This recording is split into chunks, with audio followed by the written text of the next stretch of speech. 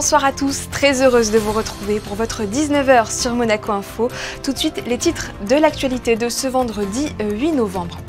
Elles s'engagent pour la planète et ont été récompensées hier par la Fondation Prince Albert II. De nombreuses personnalités et organisations étaient aux côtés du souverain à l'occasion de la 17e cérémonie de remise des prix pour la santé planétaire. Nous aborderons l'intelligence artificielle. Cette révolution s'est immiscée dans la majorité des secteurs de notre société et était au cœur de la 35e journée internationale du centre cardio-thoracique. Parmi les intervenants, Raphaël Enthoven, le philosophe, sera l'un de nos invités. Et puis nous irons prendre le pouls aux Sables d'Olonne 2 jours avant le départ du Vendée Globe, dans lequel est engagé le bateau monégasque Malizia Sea Explorer. Nous ouvrons donc ce journal avec la cérémonie de remise des prix pour la santé planétaire. À travers cet événement créé en 2008, la Fondation Prince Albert II souhaite mettre à l'honneur les personnalités et organisations qui s'engagent pour la préservation de la planète. À la salle Garnier hier, 3 lauréats ont été récompensés en présence du souverain. Retour sur cette soirée avec Émilie Rousseau, Thomas Deus et Alexandra Marangoni. Apporter son soutien aux hommes et aux femmes qui s'engagent pour sauver la planète. C'est dans ce but que son Altesse Sérénissime, le Prince Albert II, a souhaité créer les prix de sa fondation il y a plus de 15 ans maintenant. Jeudi soir, à la salle Garnier, 3 lauréats se sont ajoutés aux personnalités ou organisations déjà saluées pour leurs actions en faveur de la santé de notre planète. Ainsi, les travaux de la scientifique Lydia Moraska ont été mis à l'honneur. Cette physicienne de formation est reconnue à l'international pour ses recherches sur l'air et l'impact de sa qualité sur la santé. Autre lauréat, Naturmetrix, qui propose aux entreprises, aux gouvernements et aux ONG de mesurer son impact sur la biodiversité, un travail que la société créée en 2014 mène depuis 10 ans et qui est donc récompensé par ce prix de la Fondation Prince Albert II. Troisième et dernier récipiendaire, l'Instituto Juma. Fondée en 2020, cette organisation brésilienne engagée pour le développement durable assure la promotion des droits des peuples autochtones et défend l'intégrité culturelle et territoriale en Amazonie. Foi uma forma de não silenciar diante da violência, sobretudo contra as mulheres, contra os jovens, e de lutar contra uma grande hidrelétrica, que é a hidrelétrica de Belo Monte, na minha região. Então foi uma forma de continuar lutando e de protegendo não somente a floresta, mas quem protege ela, que somos nós, os povos indígenas, que são as mulheres, que são os jovens e as crianças. Então foi uma forma que eu encontrei para ir contra todos esses impactos e continuar trabalhando. Cette cérémonie a également été l'occasion de mettre à l'honneur les jeunes générations avec la remise de diplômes aux étudiants soutenus par le programme de bourse du GIEC et soutenu par la Fondation Prince Albert II, un programme lancé par le groupement d'experts en 2007 après avoir reçu le prix Nobel de la paix pour renforcer sa capacité à mieux comprendre le changement climatique et ainsi lutter contre ses effets. We have been offering scholarship to the scientists and the young people all over the world, but particularly in developing world, where there is a need of strengthening the participation of experts in the IPCC process and in climate change. Relever les défis environnementaux est un enjeu de taille qui nous concerne tous. Depuis sa création en 2006, la Fondation a soutenu près de 800 projets, tous engagés à faire progresser la santé planétaire. Des engagements concrets, scientifiquement assurés et menés avec détermination. L'intelligence artificielle n'a pas fini de faire parler d'elle. Le sujet était au cœur des débats aujourd'hui pour la journée internationale du Conseil scientifique du centre cardio-thoracique. Pour quelle pathologie l'IA peut-elle être utilisée? Quelles sont ses perspectives de développement? Et quels en sont les bénéfices pour les patients? La réponse des experts avec Christine Petit-Homel et Alexandra Marangoni. Dans le cadre de la 35e journée internationale du Centre cardio-thoracique de Monaco, cet événement avait pour objectif d'exposer les différents avantages de pouvoir utiliser l'intelligence artificielle dans le milieu médical, malgré les craintes qu'elle peut encore procurer chez certains professionnels de santé. Aujourd'hui, l'émergence des systèmes d'intelligence artificielle représente une révolution dans le domaine médical et notamment en cardiologie. Les personnels de santé y ont de plus en plus recours pour affiner leur diagnostic et prendre des décisions thérapeutiques. Mais ces outils peuvent-ils remplacer l'expertise humaine? C'est ce que nous avons essayé de comprendre, car l'intelligence artificielle parvient à intégrer des millions de données tous les jours et à les mettre en valeur. Elle reste néanmoins qu'une machine sans analyse humaine. Mais l'IA présente cependant de nombreux atouts, comme un diagnostic plus précoce. Elle va toucher tous les secteurs. Aujourd'hui, les secteurs qui ont été déjà bien pris en charge, c'est les troubles du rythme, en particulier la prévention de la fibrillation auriculaire. Il y a le développement de l'insuffisance cardiaque, on va le voir beaucoup plus tôt, ce qui permettra des traitements précoces. Et puis, aujourd'hui aussi, on commence de pouvoir analyser ce qu'on appelait les plaques d'athérosclérose dans les artères coronaires, celles qui font ces infarctus qui des fois sont mortels ou détruisent votre qualité de vie. Et si on arrive à intervenir avant l'accident ici, l'impact sera énorme. On aura des diagnostics plus précis, on aura des profils mieux définis de personnes à risque et on pourra intervenir beaucoup plus vite, bien en amont finalement de la maladie, ou disons retarder l'échéance de ces problèmes qui apparaissent avec le cœur. On n'oublie pas qu'on a une espérance de vie de 80 ans environ, le cœur c'est 70-80 000 battements par jour, donc on s'imagine bien qu'après un certain âge, il y a une certaine usure qui apparaît, mais on arrivera peut-être à la repousser un petit peu. Vous l'aurez donc compris, l'intelligence artificielle peut donc jouer un rôle préventif dans le milieu de la cardiologie en déterminant, par exemple, les personnes à risque de développer telle ou telle maladie cardiaque. Une action donc bénéfique pour les médecins. Mais si l'IA présente de nombreux avantages, elle ne pourra se substituer à l'intelligence, à l'analyse, aux émotions et à la prise de décision d'un médecin, car bien que l'intelligence artificielle puisse surpasser les humains dans des tâches bien spécifiques, l'intelligence humaine englobe quant à elle des capacités d'adaptation, de généralisation et d'analyse inégalables. L'intelligence artificielle ne pourra donc jamais remplacer le diagnostic humain. Son objectif n'a d'ailleurs jamais été de se substituer aux professionnels de santé, mais plutôt de travailler de concert avec eux. De quoi rassurer les plus craintifs. Et d'ailleurs, c'est cette question de la place de l'humanité face au progrès que nous allons évoquer avec notre invité. Il est philosophe et a placé le sujet de l'IA au cœur de certains de ses travaux. Raphaël Enthoven est avec nous. Bonsoir. Bonsoir. Vous avez participé à la conférence qui se tient en ce moment à l'Ermitage. Elle est la preuve que l'intelligence artificielle bouleverse de nombreux domaines. La médecine, nous venons de le voir, mais pas tous, pas la philosophie par exemple. C'est ce que vous soutenez dans votre ouvrage L'esprit artificiel. Votre message est clair, l'IA ne pourra jamais surpasser ni remplacer la pensée humaine.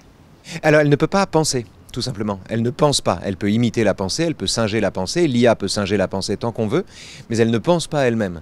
C'est-à-dire qu'elle peut, par exemple, reproduire une dissertation, mais elle ne peut pas enseigner. Elle ne peut pas faire cette expérience qui consiste, quand on est professeur de philosophie par exemple, à partager un doute. À inviter l'autre à remettre en cause ce qu'il pense. Ce travail-là est irréductiblement celui de l'humanité. Et comme pour toute révolution, il est très important de prendre la mesure des limites de cette révolution. Et les limites de la révolution de l'intelligence artificielle, en fait, tiennent en un seul mot, c'est l'humanité. C'est l'humanité. L'IA peut tout faire, sauf être humaine. D'ailleurs, vous avez participé aussi à une expérience sur ChatGPT en lien avec l'épreuve de philosophie du baccalauréat. Vous avez clairement constaté les limites de cet outil. Et pour reprendre votre terme, le résultat n'est ni fait ni à faire. Non, alors ce qui est vrai, c'est que la dissertation, j'ai passé le bac contre la machine. La dissertation, le bac philo, la dissertation de la machine était nulle.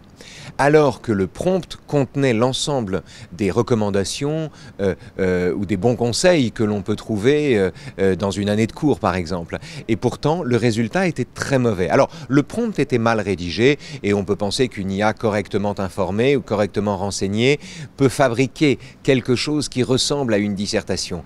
Mais ça n'a rien à voir avec le fait de penser, avec le fait de transmettre au cours d'une année de dialogue la technique de la dissertation, la technique intuitive de la dissertation. Je vous donne juste un exemple. Un bon élève, face à un sujet de dissertation, que fait-il? Il commence, son premier réflexe, c'est d'oublier ce qu'il sait. C'est de faire un pas de côté, c'est de prendre un peu de recul pour fabriquer la problématique de son sujet et pour aborder cette question avec un œil candide. C'est ça le travail de l'élève. Or, c'est très exactement ce qu'une IA ne fait pas. Face à un sujet de dissertation, la première question que l'IA se pose, c'est « que sais-je sur le sujet? Quelles sont mes connaissances ?» Elle mobilise ses connaissances, elle se conduit comme un mauvais élève. On sait aussi que le cerveau est un muscle qui doit être entraîné. Est-ce que l'assistance de l'IA, je pense donc à ChatGPT, nous rendra pas un peu plus fainéants et voire plus bêtes? La totalité de nos outils, si vous voulez, on pouvait le dire aussi de l'écriture. Platon lui-même, il y a 2500 ans, le disait de l'écriture. Il expliquait, c'est à la fin d'un dialogue qui s'appelle le Phèdre, il expliquait que l'invention de l'écriture était contemporaine d'une perte de la mémoire. En inventant l'écriture, nous avons sauvé l'oubli et non pas la mémoire, explique-t-il à la fin du Phèdre. Et c'est une expérience qu'on retrouve aujourd'hui, par exemple, quand on prend en photo un événement auquel on participe, on ne le prend pas en photo pour s'en souvenir, on le prend en photo pour l'oublier, pour pouvoir l'oublier ensuite. Quel est votre regard sur l'IA de manière générale, au-delà de la philosophie? Est-ce que vous pensez qu'elle doit continuer de se développer dans les secteurs que j'ai cités précédemment? Est-ce que nous pouvons craindre aussi qu'elle nous dépasse un jour? Le rêve que l'IA nous dépasse est un rêve vieux comme l'humanité entière. C'est ça qui est intéressant. Les gens qui disent l'IA va nous dépasser ont le sentiment de se poser une question du 21e siècle, alors que c'est une question qu'on se pose depuis le mythe de Pygmalion. Et qu'on retrouve avec le golem, avec Frankenstein, avec Terminator, avec les droïdes dans Star Wars, qu'on retrouve dans Matrix. Nous n'avons jamais, dans 2001, l'Odyssée de l'espace, dans Blade Runner, nous n'avons jamais cessé de mettre en scène le moment où les machines allaient nous dépasser. Nous n'avons jamais cessé de nous raconter cette histoire-là. Or, c'est à la fois un faux problème et une mauvaise question. C'est un faux problème, pourquoi? Parce que les machines nous dépassent depuis toujours. C'est leur raison d'être. Encore une fois, on n'aurait pas inventé le marteau si on avait le poing plus solide. On n'aurait pas inventé la calculatrice si on pouvait calculer nous-mêmes plus rapidement. Les machines pallient nos insuffisances. Donc évidemment qu'elles sont plus fortes que nous. En revanche, une machine reste une machine. Quel a été le message que vous avez porté aujourd'hui?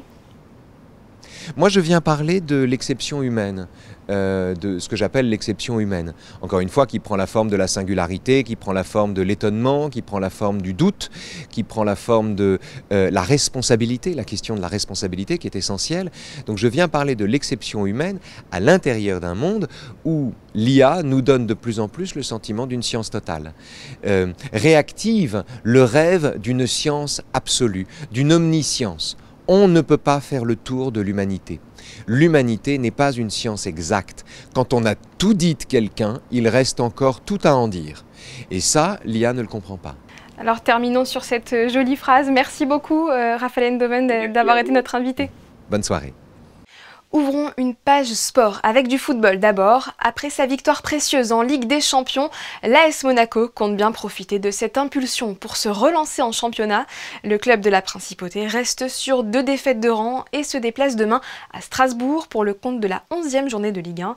L'entraîneur de l'ASM a vanté les qualités de son prochain adversaire lors de la conférence de presse d'avant-match. For me, a really good team. Now I think they had the worst performance in Saint-Etienne. They lost there 2-0, but when you see their statistic at home, especially against Lens, against Marseille, they played also for me a really good game away in Paris. There is one of the youngest, I think almost the youngest team in Ligue 1. Play an intensive football, high football, really interesting football. yeah, they have good single players, good quality in the team, fresh football, intensive football. So we can expect there in Strasbourg a really high intensive game. Voilà, et on rappelle, Strasbourg-Monaco, c'est ce samedi à 17h. J-2 avant le départ du Vendée Globe pour cette 10e édition, 40 skippers, et c'est un record, se lance l'incroyable défi de réaliser un tour du monde en solitaire, sans escale et sans assistance, pendant 10 mois en mer. Le départ de la course sera donné ce dimanche depuis les Sables d'Olonne, où nous retrouvons Christophe Pacaud. Bonsoir Christophe. Alors dites-nous, quelle est l'ambiance sur place? C'est l'effervescence? Bonsoir à tous, et vous le voyez, énormément de monde en ce moment sur les pontons du Vendée Globe. Et effectivement, 2 jours du grand départ, 13h02 pour ces 40 marins. Ça va être magnifique parce que les conditions météo sont excellentes. Pour l'instant, ça va partir tout doucement ici du Chenal pour aller en pleine mer et faire ce fameux tour du monde en moins de 80 jours. Le détenteur, l'homme le plus rapide sur ce parcours, il s'appelle Armel Leclache. On vient de le rencontrer, son record, 74 jours et 3 heures, c'est à battre. Bonsoir Armel Leclache, record incroyable qui va tenir encore avec ces nouveaux bateaux? Ça va être compliqué. Je pense que là, les machines ont vraiment progressé en 4 ans. Bon, ça fait 8 ans que j'ai battu ce record, donc je pense qu'il y a vraiment de grandes chances que le record soit battu. On peut imaginer, si tout s'aligne bien, de voir un temps de course pour le premier autour de 70 jours. C'est vraiment quelque chose de possible. Les marins, les bateaux sont prêts pour ça. Après, il faudra que la météo soit aussi au rendez-vous. Ceux qui sont tout devant sur les pontons, là, c'est ceux qui vont gagner, les maîtres Coq et compagnie? Il y a plein de favoris. Cette année, on a 40 bateaux, ce qui est quand même un chiffre énorme. Il y a beaucoup de favoris, on peut en citer 6, 7, 8. Donc oui, c'est les marins comme Charlie Dalin, bien sûr Yannick Besteven qui remet son titre en jeu, mais Jérémy Bayou, Thomas Ruyant, Samantha Davis. Voilà, on peut avoir une belle bagarre pendant toute la course. Ça va être intense et c'est sûr que ce que je peux vous dire, ce sera sûrement un bateau à foil qui va gagner. Ça c'est facile. Je ne pense pas trop. J'ai quand même oublié un des favoris, hein. Un bateau aux couleurs rouge et blanche. Ouais, non. Ouais, oui. El Malicia, quoi. Ouais. Exactement, Boris Herman. Mais je pense à lui parce qu'il avait fait une très belle course il y a 4 ans. Malheureusement, une fin un peu compliquée. Il avait heurté un bateau de pêche à quelques heures de l'arrivée. Il a été très très bien placé cette année sur les courses de préparation. Il fait pas de bruit, mais je veux dire qu'il a un bateau fait pour gagner et je pense il peut être le premier non français à gagner un Vendée Globe, c'est ce qui serait aussi une première dans l'histoire du Vendée Globe. Oui, 5e du tout dernier Vendée Globe Challenge. Voyez l'ambiance, demain ça va être encore plus chaud. Dernier au revoir aux familles sur le ponton et ensuite, on l'a dit, le tour du monde en moins de 80 jours et suivez effectivement l'équipage monégasque du Malizia Sea Explorer. Et nous aurons le plaisir de recevoir Boris Herman demain. Le skipper vivra cette aventure sous les couleurs monégasques avec le soutien du Yacht Club de Monaco. Les questions liées à la préhistoire fascinent toujours autant. Et pour aborder ce sujet passionnant, le musée d'anthropologie a reçu mercredi une experte en la matière, Anna Echassou. Elle est directrice générale de l'Institut de paléontologie humaine à Paris et a accepté d'être notre invitée. Bonsoir Anna Echassou. Bonsoir. Vous avez donné une conférence sur cet institut parisien que vous dirigez. Pouvez-vous d'abord nous parler de la genèse de cet établissement qui a été créé par un souverain monégasque ?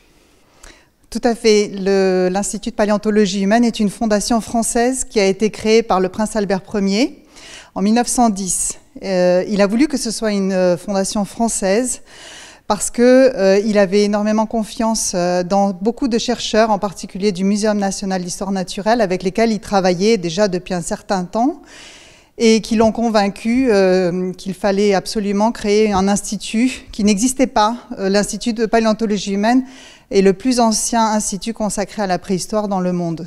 Et quel était l'objectif du prince avec cet institut, qui, on le précise, a rapidement été reconnu officiellement d'utilité publique ? Exactement, il a été reconnu d'utilité publique en 1910. Les objectifs, le prince Albert Ier s'est intéressé à la préhistoire depuis très jeune. Il s'est intéressé à l'ethnologie, il s'est intéressé à l'anthropologie. Et il a compris qu'il fallait faire des études exhaustives, il fallait aussi lutter contre des croyances, des idéologies. Et donc, il fallait donner des moyens à des chercheurs rigoureux dans lesquels il pouvait avoir confiance. Et donc, l'objectif de cet institut était de reconstituer l'évolution humaine, l'évolution des comportements, l'évolution des cultures, Et donc, cet institut a été conçu dans le but de devenir un vrai centre de recherche capable de fournir à ses chercheurs les moyens de travailler dans le monde entier, de rapporter des collections, de faire des analyses de laboratoire. Est-ce que sa vocation est toujours la même aujourd'hui ? Tout à fait. En fait, la préhistoire est un domaine qui est profondément transdisciplinaire. Et il faut faire des recherches, il faut lier beaucoup de disciplines ensemble pour comprendre un site archéologique et puis pour comparer ensuite les sites entre eux. Alors on a besoin de beaucoup de ces disciplines.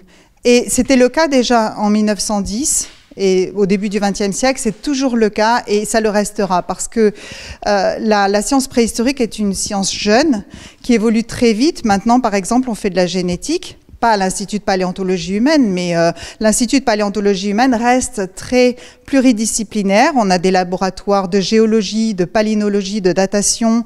On fait de la recherche sur l'épistémologie. C'est en cela que l'Institut de paléontologie humaine reste tout à fait moderne, exactement dans l'esprit que le prince Albert Ier lui avait donné, qui reste très moderne.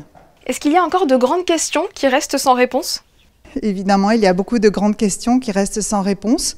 L'Institut de paléontologie humaine mène des recherches encore dans beaucoup d'endroits du monde, en particulier, par exemple, en Éthiopie, où je travaille moi-même, sur des sites de 4 millions d'années, c'est-à-dire vraiment les plus anciennes origines de l'homme. Nous travaillons aussi sur des sites en Chine, dans la province du Hubei, par exemple, là où le professeur Movius, un professeur américain, disait qu'il n'existait pas d'Acheléen au-delà d'une ligne en Asie. Nous avons démontré que la culture acheléenne, qui est caractérisée par le biface, est bien présente en Chine. Donc, nous continuons d'apporter des réponses à des questions qui se posent et à en soulever d'autres, bien sûr. Avez-vous des anecdotes historiques sur cette période de la préhistoire? Un fait surprenant que vous pourriez nous partager?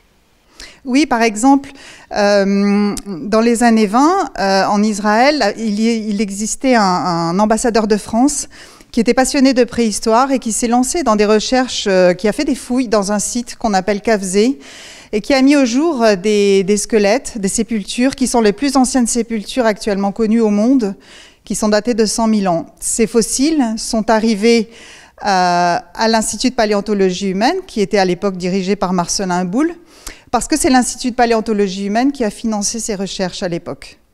C'est une très belle histoire.